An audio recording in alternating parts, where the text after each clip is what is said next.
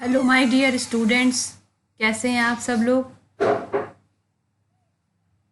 हमारा income tax subject है ये, जो हमारे बीकॉम सेकेंड ईयर का है ये पार्ट। इसका हमारा जो है रेसिडेंस एंड टैक्स लायबिलिटी, ये चैप्टर हमारा चल रहा है। ठीक है, इसका फर्स्ट पार्ट हम लोग अपलोड कर चुके हैं, उस पर हमने डिस्कशन किया है था। अब ये सेकंड पार्ट है, इसमें हम आगे जो है आपका ये टॉपिक आगे कंटिन्यू करेंगे।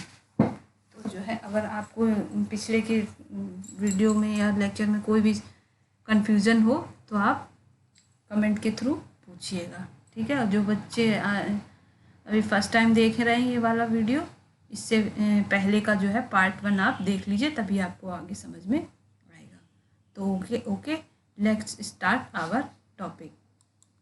देखिए, पिछली क्लास में हमने आपको बेसिक कंडीशन के बारे में बताया था। ठीक है,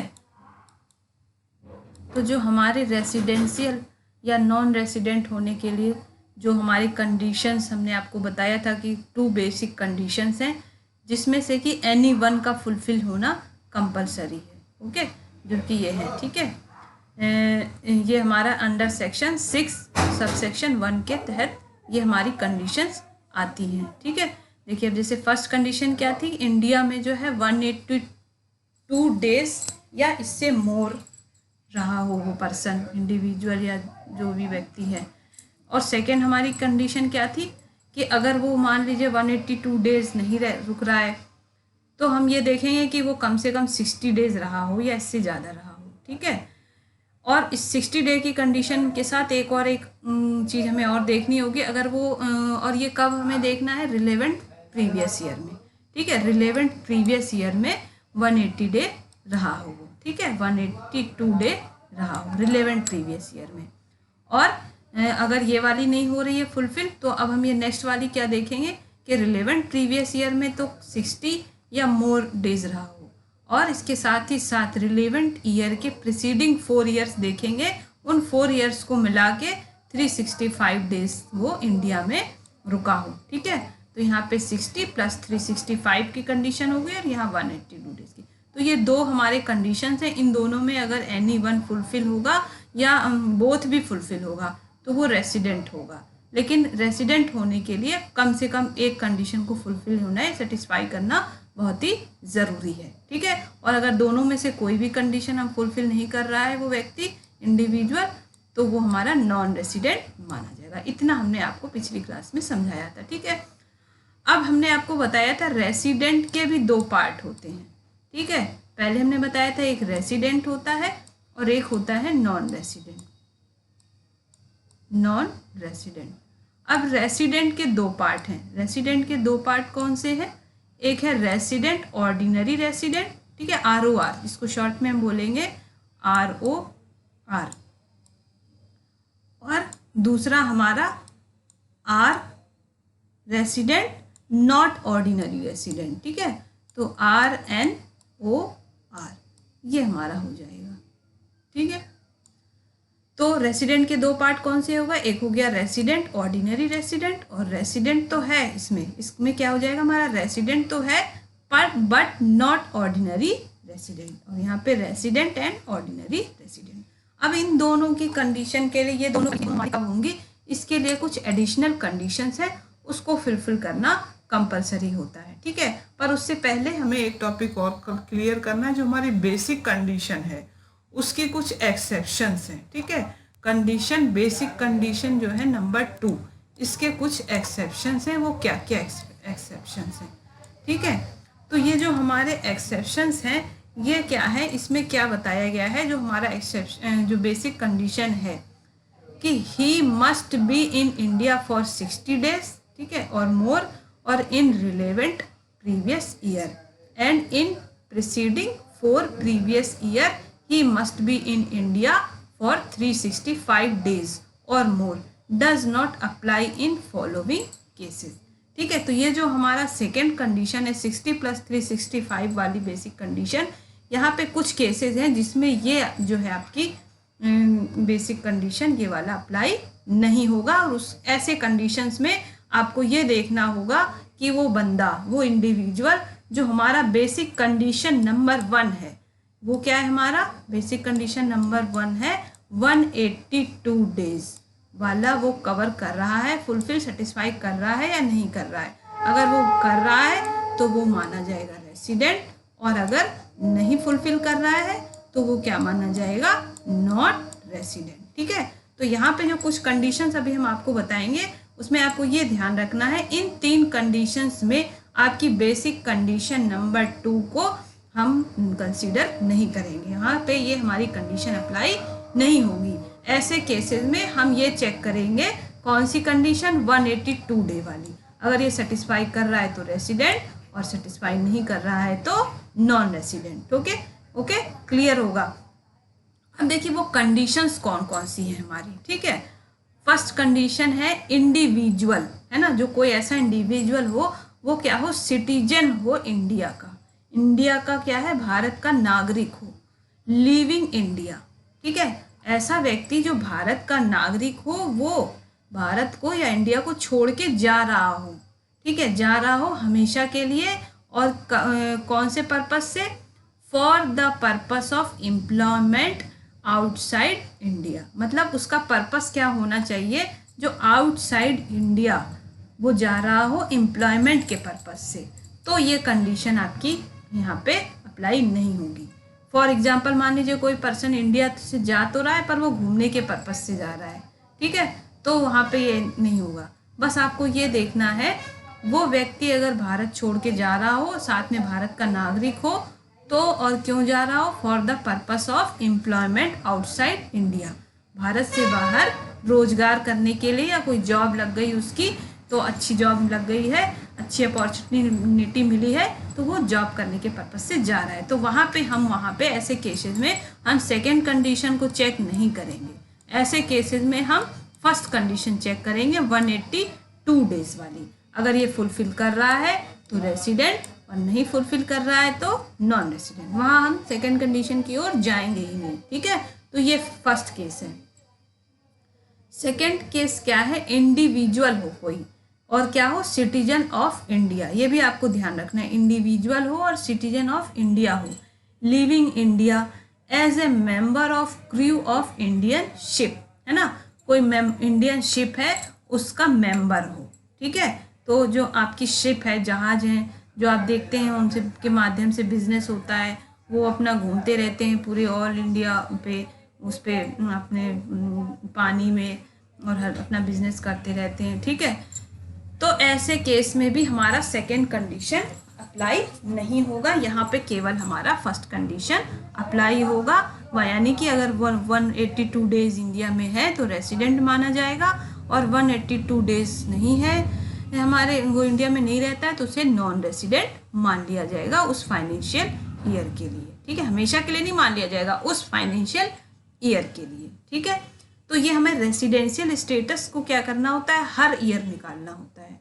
ठीक है, जब भी असेसमेंट ईयर में आपको टैक्स के लिए टैक्स आप कैलकुलेट करोगे तो उस बंदे की रेसिडेंशियल स्टेटस भी चेक करोगे। ठीक है, और असेसमेंट ईयर की जो हमारी कहते हैं, असेसमेंट ईयर में अगर आपको निकालना है, असेसमेंट ईयर की आपको रेसिडेंशियल स्टेटस पता करनी है, तो ये आपको कब के लिए चेक करना होगा, प्रीवियस ईयर में। ठीक है, प्रीवियस ईयर की जो है कंडीशन के आधार पर आप असेसमेंट ईयर का के लिए आप रेसिडेंशियल स्टेटस चेक करोगे। ठीक है, तो ये सेकेंड, फर्स्ट कंडीशन क्या हो गई, purpose of employment outside India, और एज ए दूसरी क्या हो गई, as a member of crew of Indian ship, यानी भारतीय जहाज में एज ए क्रू मेंबर हो गया। ठीक है, और सिटीजन ऑफ इंडिया। ठीक, ये दो कंडीशन हो गई। बस क्वेश्चन में आपको देखना है ये कंडीशंस लिखी है, तो आप 60 और 365 वाले को आप चेक ही नहीं करोगे।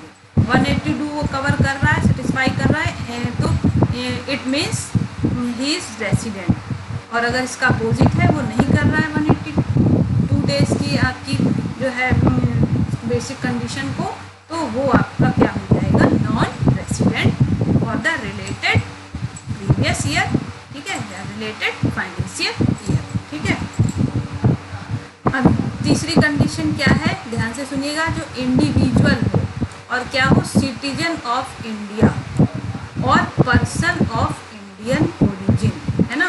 तो जो सिटीजन ऑफ इंडिया हो या पर्सन ऑफ इंडियन ओरिजिन हो, यानी भारतीय मूल का व्यक्ति हो, वो क्या हो, comes to on a visit to India, मतलब कहीं वो बाहर रह रहा है, किसी दूसरे देश में रह रहा है, इंडिया का नागरिक है या जो है इंडियन हमारे भारतीय मूल से संबंधित व्यक्ति है, वो हमारे यहाँ पे इंडिया घूमने आया, ठीक है। फॉर एग्जांपल मान लीजिए कोई व्यक्ति गया, जैसे कि अभी बताया एम्प्लॉयमेंट के लिए बाहर रहने चले गए, ठीक है, 2-3 साल रहे, काफ़ी टाइम, फिर इन्होंने वहाँ पे अपनी फैमिली डेवलप कर ली, मैरिज करी, ठीक है। तो आप अपनी फैमिली से कहा चलो मैं तुम्हें इंडिया घुमा के लाता हूँ, ठीक है। तो वो क्यों आ रहा है, घूमने के पर्पज़ से जब आ रहा है, और वो इंडियन ओरिजिन का पर्सन है और सिटीजन ऑफ इंडिया, ठीक है, इनसे भारत की नागरिकता प्राप्त है। तो ऐसे व्यक्ति जब घूमने के पर्पज़ से आ रहा हो तो उस पर भी ये हमारी सेकेंड कंडीशन अप्लाई नहीं होगी। वहाँ पे हमें कौन सी कंडीशन चेक करनी है, पहली कंडीशन 182 डेज वाली, ठीक है। अगर वो फुलफिल कर रहा है, सेटिस्फाई कर रहा है तो वो रेसिडेंट, अगर वो सेटिस्फाई नहीं कर रहा है तो क्या हो जाएगा हमारा नॉन रेसिडेंट, ठीक है, नॉन रेसिडेंट, ठीक है, ठीक है, ओके। अब आपको ये समझना है कि जो हमारे इंडियन ओरिजिन का पर्सन होते कौन लोग हैं, जिन्हें हम कहेंगे कि हमारे पर्सन ऑफ इंडियन ओरिजिन के हैं। तो ऐसा कोई भी व्यक्ति, ठीक है, जिसके पेरेंट्स या ग्रैंड पेरेंट्स का जो है जन्म अनडिवाइडेड इंडिया में हुआ हो, ठीक है, अविभाजित भारत में हुआ हो, जब हमारी जो है भारत जो है अविभाजित था, जब भारत पाकिस्तान अलग अलग नहीं थे, एक थे, ठीक है। तो ऐसे व्यक्ति जिसके पेरेंट्स यानी कि मम्मी या पापा या ग्रैंड पेरेंट्स, ठीक है, यानी कि आपके जो है ग्रैंड पेरेंट्स में आपके दादा दादी नाना नानी दोनों ही आ जाते हैं, ठीक है। तो क्या संबंध में, एक पेरेंट्स यानी कि मदर, पेरेंट्स में आपके कौन कौन आ गए, मदर, मदर एंड फादर, ठीक है, मदर एंड फादर। और ग्रैंड पेरेंट्स में कौन कौन इंक्लूड हो जाएंगे, जो mother and father, mother and father, और आपके फादर के मदर एंड फादर, ठीक है, यानी उस व्यक्ति के माता पिता या दादा दादी या नाना नानी, ठीक है। इन सभी में से कोई भी व्यक्ति अगर अनडिवाइडेड इंडिया में जिसका जन्म हुआ है तो उस व्यक्ति को इंडियन ओरिजिन का व्यक्ति माना जाएगा, भारतीय मूल का व्यक्ति माना जाएगा, ठीक है। तो ये 3 कंडीशन हैं, जब आपकी सेकेंड कंडीशन जो है नहीं वहाँ पे अप्लाई होगी। कौन कौन सी, पहला अगर भारतीय मूल का मतलब व्यक्ति है, इंडियन का सिटीजन है और वो एम्प्लॉयमेंट के पर्पज से आउटसाइड इंडिया के बाहर जा रहा हो, ठीक है। दूसरा क्या है, ये इंडियन शिप का क्रू मेंबर हो, ठीक है। और तीसरा क्या है, घूमने के पर्पज से आया हो इंडिया, रहने के पर्पज से ना आया हो, घूमने के पर्पज से इंडिया में आया हो, ठीक है। और वो कैसा व्यक्ति हो, सिटीजन ऑफ इंडिया होना चाहिए, इस चीज़ का आपको ख्याल रखना है, और पर्सन ऑफ इंडियन ओरिजिन होना चाहिए, ठीक है, क्लियर है। तो ये 3 केसेस हैं जब आपकी second basic condition number second apply नहीं होगी। ये क्वेश्चन आपको जो है शॉर्ट के क्वेश्चंस में भी पूछे जा सकते हैं, जैसे कि आपके 4 मार्क्स के शॉर्ट क्वेश्चंस आते हैं, ठीक है। आपका जो पेपर होता है इसका इनकम टैक्स का, इसमें आपका के जो है 2 सेक्शन होते हैं, ठीक है। सेक्शन ए में आपके 10 क्वेश्चन होते हैं 4 मार्क्स के, ठीक है, उसमें आपके जो न्यूमेरिकल भी होते हैं, थ्योरी भी होती है। और दूसरे सेक्शन में आपके 15 मार्क्स के 4 क्वेश्चन होते हैं, ठीक है। तो आपके ये क्वेश्चन शॉर्ट में भी पूछा जा सकता है कि जो आपके बेसिक कंडीशंस हैं उसके एक्सेप्शंस के बारे में बताइए, तो ये आपको एक्सेप्शंस वहाँ पे शो करने होंगे। इस तरह से आप जैसे इतना हमारा है, ये इतना हमने डिटेल में लिखा है, इतना आप इसको स्क्रीनशॉट ले लीजिएगा या फिर आप नोट कर लीजिएगा, तो ये आपके आंसर्स के लिए बहुत ही इतना आपको नोट कर देंगे तो आपको अच्छे मार्क्स इसमें मिल जाएंगे। ओके, क्लियर है। अब आगे बढ़ते हैं, ठीक है। अभी तक हमने आपको नॉन रेसिडेंट कैसे हम डिटरमाइन करेंगे, ठीक है। अब हमें पता करना है जो रेसिडेंट के दो पार्ट हैं, ROR एंड RNOR। ये resident, ordinary resident, resident but not ordinary resident, ये दो चीज़ हम कैसे डिसाइड करते हैं, ठीक है। तो जब कोई पर्सन, जो हमारे दो बेसिक कंडीशन थी उनमें से एक या दोनों, ठीक है, एनीवन या फिर बोथ, अगर वो फुलफिल कर रहा है तो वो रेसिडेंट और अदरवाइज नॉन रेसिडेंट, ठीक है। अब हमने निकाल लिया, मान लीजिए कोई पर्सन है वो रेसिडेंट तो है। अब हमें आगे कैलकुलेट करना है कि वो ROR है या RNOR है। तो इसके लिए दो एडिशनल कंडीशन दी गई हैं आपके इनकम टैक्स एक्ट में, ठीक है। और ये किस सेक्शन के तहत है, सेक्शन सबसेक्शन 6 के अंडर ये गिवन है, ठीक है। तो यहाँ पे भी आपकी दो एडिशनल कंडीशन है, ठीक है। और इन दो एडिशनल कंडीशन में अगर कोई पर्सन एक कंडीशन फुलफिल कर रहा है तो वो दोनों कंडीशन फुलफिल कर रहा है तो वो क्या हो जाएगा, रेसिडेंट एंड ऑर्डिनरी रेसिडेंट। और दोनों में से एक कंडीशन फुलफिल कर रहा है तो resident but not ordinary resident, ठीक है। तो ये लिखिए, following two condition when individual will be treated as the resident and ordinary resident in India, ठीक है। तो जो आपके ये दो कंडीशन है इनमें से कोई एक या दोनों कर रहा हो, ठीक है, एक या दोनों, पर इनमें से क्या है, दोनों ही दोनों, ठीक है।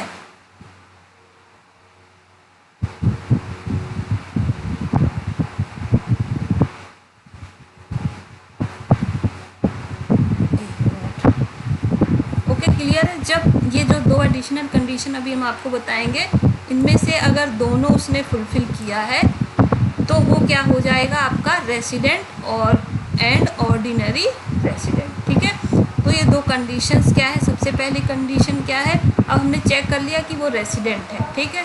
अब हम क्या चेक करेंगे कि इफ़ ही या she stay in India for the period of 730 days और मोर during the 7 year of preceding previous year, ठीक है।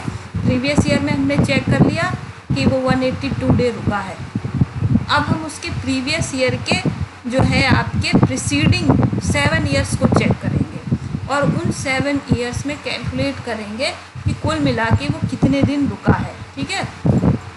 तो वो हमने देखा है तो ये क्या होना चाहिए, वो जो है आपकी पीरियड 730 days का होना चाहिए, कि मतलब 7 years में कम से कम 730 दिन भारत में रुका हो और इससे ज़्यादा 730 days और मोर, इससे ज़्यादा वो इंडिया में रुका हो, ठीक है। और दूसरी कंडीशन क्या है, इफ़ ही या she stay in India for at least 2 out of 10 previous financial years which is preceding the previous year, ठीक है। प्रीवियस ईयर के पहले के 10 सालों में कम से कम 2 बार वो रेसिडेंट आया हो, रेसिडेंट हुआ हो, ठीक है। 2 बार रेसिडेंट हुआ, यानी कि 2 बार उसने रेसिडेंट की कंडीशन फुलफिल की हो। रेसिडेंट की क्या कंडीशन है, वही दो हमारी बेसिक कंडीशन, बेसिक कंडीशंस में से तो एनीवन या बोथ में से, मतलब 10 सालों में कम से कम वो 2 बार RR जो है सेलेक्ट हुआ हो, यानी कि रेसिडेंट जो है उसने अपनी रेसिडेंट की कंडीशन फुलफिल की है, ठीक है। तो जब ये दोनों कंडीशन फुलफिल हो जाएंगी तो वो क्या हो जाएगा, ROR, और अगर इन दोनों में से कोई भी फुलफिल नहीं होगी तो क्या हो जाएगा, RNOR, ठीक है। ये देखिए, ये रही हमारी ROR, ठीक है, और ये है RNOR, ठीक है। तो ये आपने कंडीशन समझ ली, जब दोनों कंडीशन फुलफिल होंगी तो क्या हो जाएगा, रेसिडेंट एंड ऑर्डिनरी रेसिडेंट, ठीक। अब क्या है, यही कंडीशंस को जब हम resident but not ordinary resident कब होंगे, in a financial year if an individual stay in India for period of 182 और मोर, और ही या फिर या तो 182 डे वाली कंडीशन उसने फुलफिल की हो या सेकेंड कंडीशन फुलफिल की हो, ठीक है। तो रेसिडेंट तो आ गया, लेकिन NSC will be treated as a, तब तो रेसिडेंट माना जाएगा, but not ordinary resident if they satisfy one of the basic condition is as follow. ठीक है। जब इसमें से कोई एक कंडीशन पूरी की हो तो वो क्या हो जाएगा, resident but not ordinary resident. ठीक है, एक मिनट। ठीक है, जब एक कंडीशन फुलफिल की हो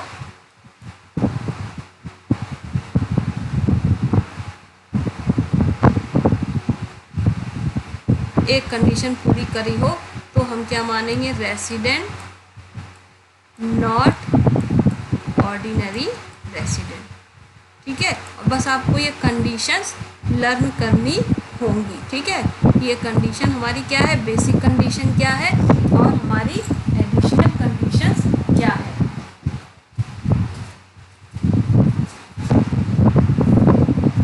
ठीक है, तो अब जब ये कंडीशंस अच्छे से आपको लर्न हो जाएंगी तो आपको बिल्कुल भी समझने में कोई भी प्रॉब्लम नहीं आएगी। ठीक है, तो हमने सबसे पहले क्या पढ़ा, पहले हमें ये कैलकुलेट करना है रेसिडेंट या नॉन रेसिडेंट। ठीक है, उसके लिए दो बेसिक कंडीशंस हैं, उनमें से एनी वन फुलफिल होना हमारा एकदम कंपलसरी है। ठीक है, उसके बाद हमने क्या पढ़ा, रेसिडेंट के दो पार्ट हैं, रेसिडेंट ROR एंड दूसरा क्या है हमारा RNOR। ठीक है, तो रेसिडेंट के लिए हमारा क्या होना चाहिए, रेसिडेंट के लिए हमारा क्या होना चाहिए, जो हमारी एडिशनल कंडीशंस हैं उनको कंप्लीट होना चाहिए। ठीक है, उनमें से कोई एक कंप्लीट हो या दोनों कंप्लीट हो तो वो रेसिडेंट माना जाएगा। ठीक है, और और resident but not ordinary resident के लिए क्या होना चाहिए, does not fulfil any one और बोथ ऑफ द कंडीशन। ठीक है, उनमें से कोई एक भी ना पूरी की गई हो या दोनों ही ना पूरी की गई हो तो वो क्या हो जाएगा आपका नॉट ऑर्डिनरी रेसिडेंट। ठीक है, क्लियर है। तो बस आपको ये कंडीशंस याद रखनी है और क्या करना है, चेक करना है। ठीक है, क्या चेक करना है कि ये कंडीशन फुलफिल हो रही हैं या नहीं हो रही है। ठीक है, क्लियर है। तो जो है आप बेसिक कंडीशंस और ये एडिशनल कंडीशंस अच्छे से ज़रा पढ़ के समझिएगा, फिर हम आपको नेक्स्ट क्लास में इसका एग्जाम्पल के थ्रू आपको समझाएंगे। ठीक है, इसके एग्जाम्पल्स हम आपको नेक्स्ट क्लास में बताएंगे, पहले आप इन कंडीशंस को समझ लीजिए। ठीक है, तो कंडीशंस हमारी क्या है, एक बार एक चार्ट के थ्रू हम आपको बता रहे हैं। ये रहा हमारा चार्ट। ठीक, ये रहा इंडिविजुअल का चार्ट है, ये हमने बनाया है।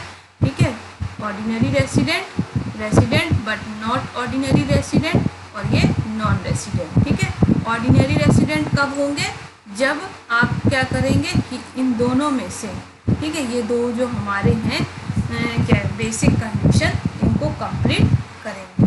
ठीक है, इन दोनों में से कोई एक कंप्लीट करेंगे या दोनों कंप्लीट करेंगे तो रेसिडेंट हो गए। उसके बाद हमें क्या करना है, इन दोनों को, ये जो हमारे दो कंडीशंस हैं, ये दोनों जब हम कवर करेंगे तो हम क्या हो गए, ऑर्डिनरी रेसिडेंट। ठीक है, ROR हो गए, ROR हो गए। ठीक है, और नॉट ऑर्डिनरी रेसिडेंट कब हो जाएंगे, सबसे पहले ज़रूरी है इन दोनों में से एक या फिर दोनों हमें फुलफिल करना है। ठीक है, तब तो आप क्या हो जाएंगे, आप हो गए रेसिडेंट। और नॉट ऑर्डिनरी कैसे होंगे, under section 66 was not ordinary in 9 and 10 previous year out of 10 previous year preceding relevant previous year or was in India and less than 30 years। मतलब ये दोनों ही कंडीशन आप जब फुलफिल नहीं करेंगे तो आप नॉट ऑर्डिनरी रेसिडेंट हो जाएंगे। सिर्फ आपने एक कंडीशन कवर की इन दोनों में से और ये दोनों एडिशनल कंडीशन कवर नहीं की तो क्या हो जाएंगे, नॉट ऑर्डिनरी रेसिडेंट हो जाएंगे। ठीक है, इन दोनों में से एक भी जब आप कवर नहीं करेंगे और क्या हो जाएगा, इन दोनों को या इनमें से एक आप जब कवर करेंगे तो ऑर्डिनरी रेसिडेंट। और नॉन रेसिडेंट का तो आपको पता ही है कि जब आप बेसिक कंडीशन ही नहीं फुलफिल करेंगे दोनों में से एक भी तो वो हो जाएगा नॉन रेसिडेंट। ठीक है, नॉन रेसिडेंट। ठीक है, ये हमने आपको आज इंडिविजुअल का बताया है। ठीक है, अब इसके आगे आपके HUF, फर्म, BOI हैं, कंपनी है, इनकी क्या क्या कंडीशन है, इनमें आपको ज़्यादा टाइम समझने में नहीं लगेगा। ठीक है, सबसे लंबा प्रोसेस हमारा इंडिविजुअल वाला ही है जिसको समझने में थोड़ा आपको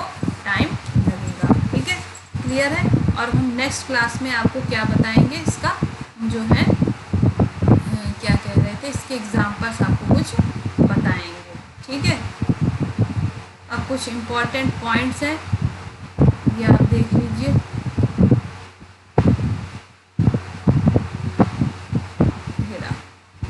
ये हम आपको बता भी चुके हैं पहले भी कि जो है कोई ज़रूरी नहीं है कि एक ही प्लेस पे रुका हो वो इंडिया में ऑल ओवर इंडिया में वो कहीं भी पूरी जगह प्लेसेस को मिला के आपको कैलकुलेट करना है। ठीक है, बिल्कुल कंटिन्यूस टाइम पीरियड के लिए रुका हो तो ये भी कोई ज़रूरी नहीं है। ठीक है, मतलब एक साथ 182 डे रुका हो ऐसा नहीं है। कभी मान लीजिए 30 डेज़ के लिए वो जनवरी में आ गया, फरवरी में, इस टाइप से जो है आपके अलग अलग मंथ्स में भी वो आके रह सकता है। मतलब पूरे ऑल ओवर ईयर में आपको कैलकुलेट कर के चलना है। ठीक है, तो कोई ज़रूरी नहीं कंटिन्यूस टाइम पीरियड तक रहा हो वो। ठीक है, और फिर क्या है, territory of India include territory, इसमें जो आपके इंडिया में क्या है, वाटर, एयर और आपकी जो है उन सभी चीज़ों को आप इसमें कैलकुलेट करेंगे। बताया था आपको इंडिया के जो है बॉर्डर से जो है 12 जो है नॉटिंगम बीच तक ये वाटर है, तो इसे भी जो है हम इंडिया में माने गए। अगर कोई व्यक्ति इसमें एरिया में है तो उसे भी माना जाएगा कि वो इंडिया में है। ठीक है, ये सारी चीज़ की कंडीशन हम आपको पॉइंट बता चुके हैं। ठीक है, तो आपको इतना आप समझिएगा, इसको और आप पढ़िएगा, फिर हम जो है नेक्स्ट पार्ट में आपको एग्जाम्पल्स के थ्रू और अच्छे से समझाने का प्रयास करेंगे। ठीक है, ओके स्टूडेंट्स, तो आपको मेरे ख्याल से आपको समझ में आ गया होगा। ठीक है,